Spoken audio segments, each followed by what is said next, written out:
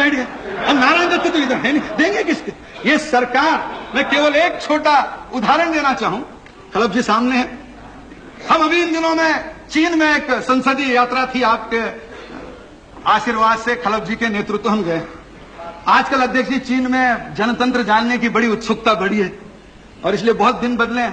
पहले तो communist party यहां कम्युनिस्ट पार्टी के निमंत्रण पे आती थी, आजकल तो चीनी communist party Bharatiya Janata party के निमंत्रण पर भारत में आकर अभ्यास करना चाहती है, क्योंकि वो भी जानते हैं कि इनमें तो कुछ बचा नहीं है, क्या फायदा इनसे संबंध रख के, जो नई पार्टी आने वाली है उससे ज्यादा संबंध रखो। तो उनका भी आपस का सारा बदला है। अब मैं जब चीन में गया, रमाकांत जी भी थे, चिंतामन पानी रहे थे, बहुत यहाँ के मित्र थे, कुछ राज्यसभा के थे।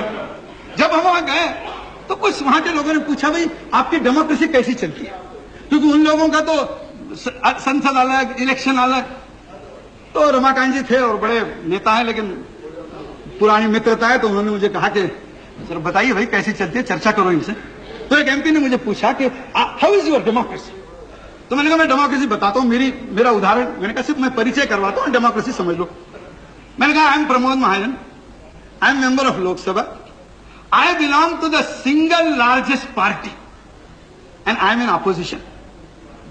चीनी आदमी मेरे को देखते रहा, you are single largest party? मैंने कहा we are the single largest party in the house, we are in opposition. अच्छा, फिर हमने चिंतामन पानी ग्रही की ओर हाथ कर दिया। मैंने कहा ये है, वो सामने है, हाँ चिंता श्री वल्लभ पांडे, माफ करना, वो सिंह का सिंह करते तो थोड़ा हो जाता है।